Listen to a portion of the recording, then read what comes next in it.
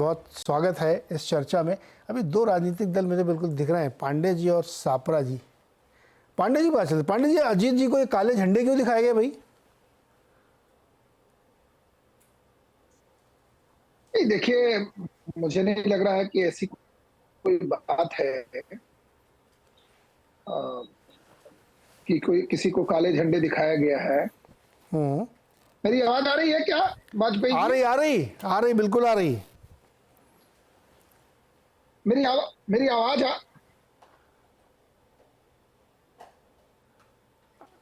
अच्छा रुको, पहले इनका ऑडियो फिक्स कराते हैं। सापरा जी के पास चलते हैं। सापरा जी, आपके यहाँ भी दो सवाल का जवाब दीजिए।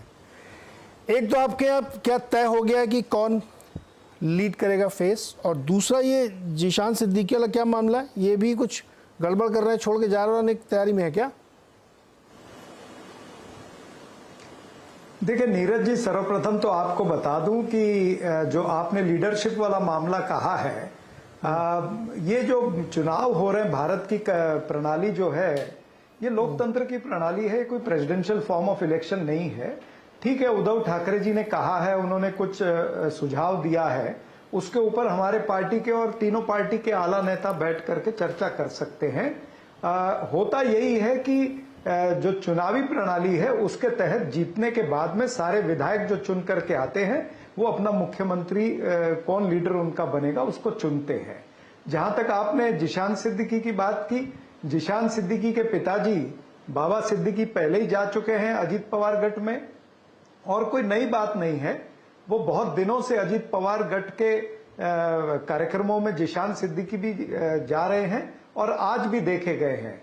तो जीशान सिद्दीकी कांग्रेस पार्टी से नहीं लड़ेंगे, ये पहले ही सिद्ध हो गया था। और वेणुगोपाल जी ने भी, और हमारे जो महाराष्ट्र के अध्यक्ष हैं नाना पटोले जी, इन्होंने भी कुछ दिन पहले मीडिया से ये कहा था कि जो लोगों ने क्रॉस वोटिंग किया है उनको आने वाले समय में टिकट नहीं दी जाएगी। ये साफ साफ बात आज कर रहे हैं आज सापरा सर, मतलब क्या बात है, देखिए एकदम खुल के बातें हो रही। लेकिन जो पहले वाला सवाल है उस पर दोबारा जाता हूं मैं। आप कह रहे हैं कि उद्धव ठाकरे जी फेस नहीं हो सकते।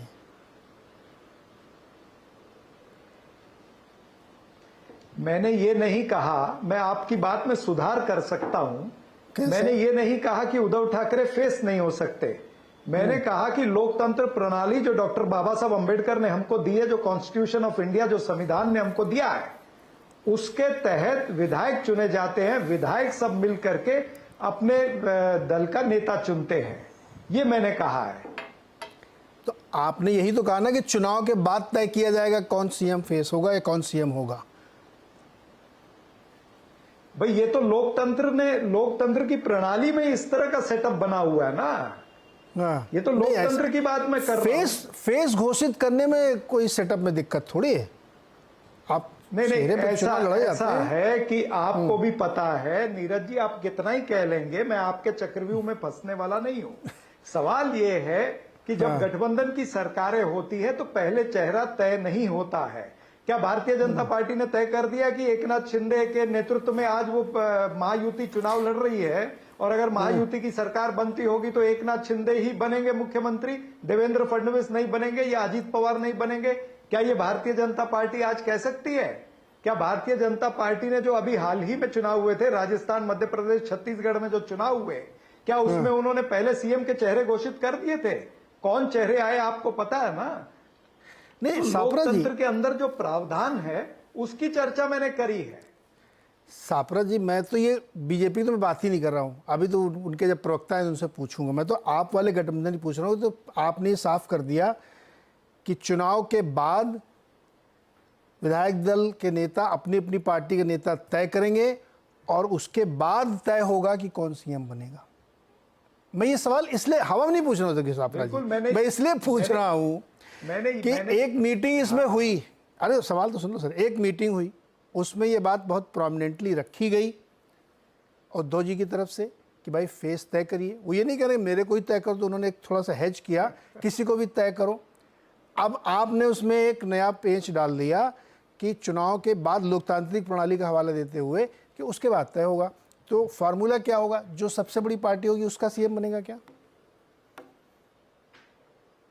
अब ये तो बातें ऐसी हो रही है ना, ये बहुत हाइपोथेटिकल प्रश्न है। ये तो वही बात हुई कि चाची को मूछें होती तो चाचा कहलाती। अरे भाई, चुनाव की तारीख अभी डिक्लेयर नहीं हुई है, अभी तक कौन सी पार्टी को सीट वितरण, कहां पर किसको मिल रही है सीट, वो नहीं तय हुआ है। नीरज जी, आप तो बहुत दूर की कौड़ी लेकर के आए हैं, यानी आप तो आज ही सारा कुछ जान लेना चाहते हैं। समय आएगा, आपको बताया जाएगा सारे सर, देश बहुत को, दूर थोड़ी है, महाराष्ट्र 26 राज्य को नवंबर में बताया तक जाएगा। हमारे सरकार का हमारे अंदर कार्यकाल है। लोकतंत्र जिंदा है। हम ओके। आपस में ये बातें कर सकते हैं। लोकतंत्र जिंदा है। हमारे साथ आनंद दुबे जी हैं, शिवसेना उद्धव ठाकरे के प्रवक्ता। आनंद जी नमस्ते। नमस्ते नमस्ते। सापरा जी को सुना आपने कि मैं दोहराऊं? नहीं, मैंने सापरा सुना जी ये ना। कह रहे हैं, आप सवाल पूछिए। सापरा जी, अच्छा ये बताइए कि क्या उद्धव जी होंगे महागठबंधन के चुनाव के चेहरे?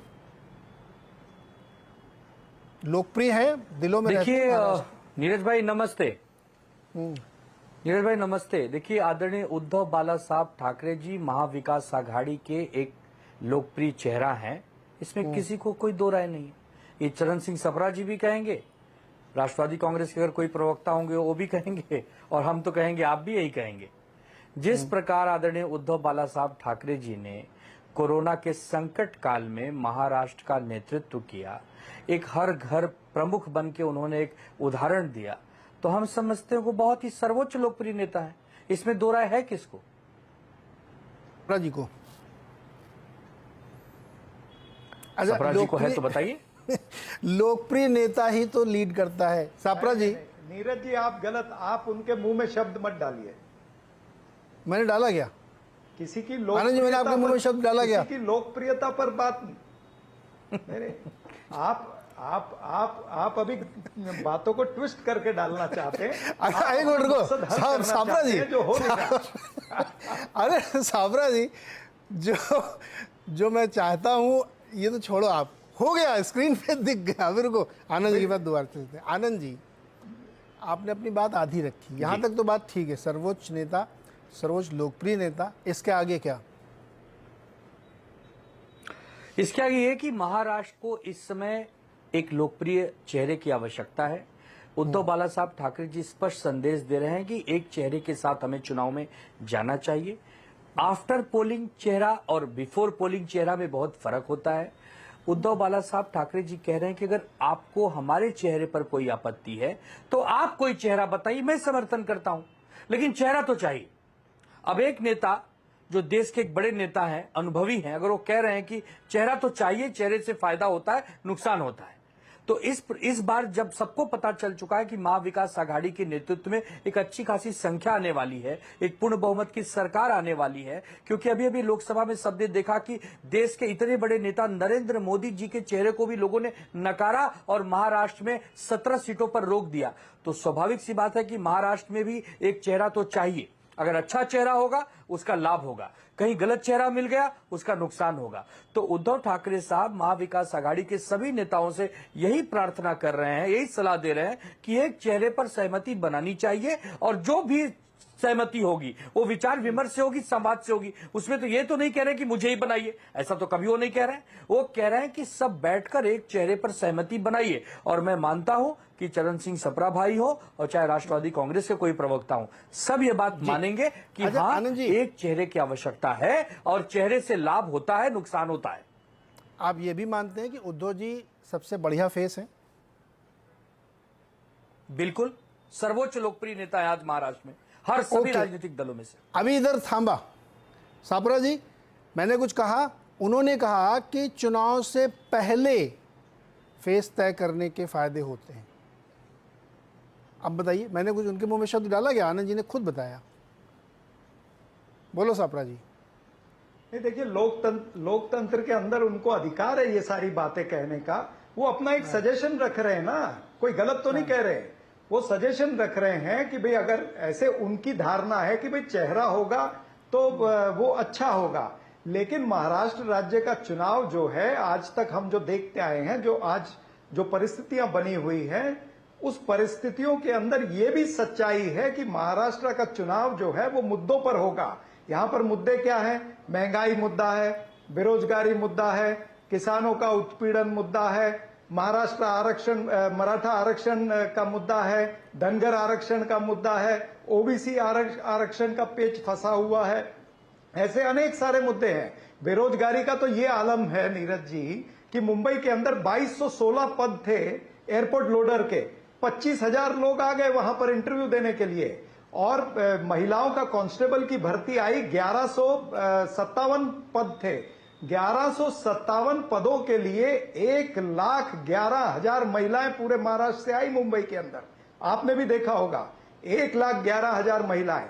तो ये जो ज्वलंत मुद्दे हैं महाराष्ट्र के, इन मुद्दों के ऊपर चुनाव होगा। जनता अपने मुद्दे चाहती है कि भाई हमारे मुद्दों पर चुनाव होना चाहिए, हमारे साथ में जो दुर्व्यवहार हो रहा है उसका हमको अभी इनसे बदला लेना, महायुति से बदला लेना है। जी। ये लाड़की बहन, लाड़का भाऊ या जितना भी कुछ ले आए, जनता अपने मुद्दों पर वोट देने वाली है। ये ओके। चुनावी लॉलीपॉप और चुनावी रेवड़ियों के ऊपर महाराष्ट्र का चुनाव आनंद नहीं होने जी, वाला है।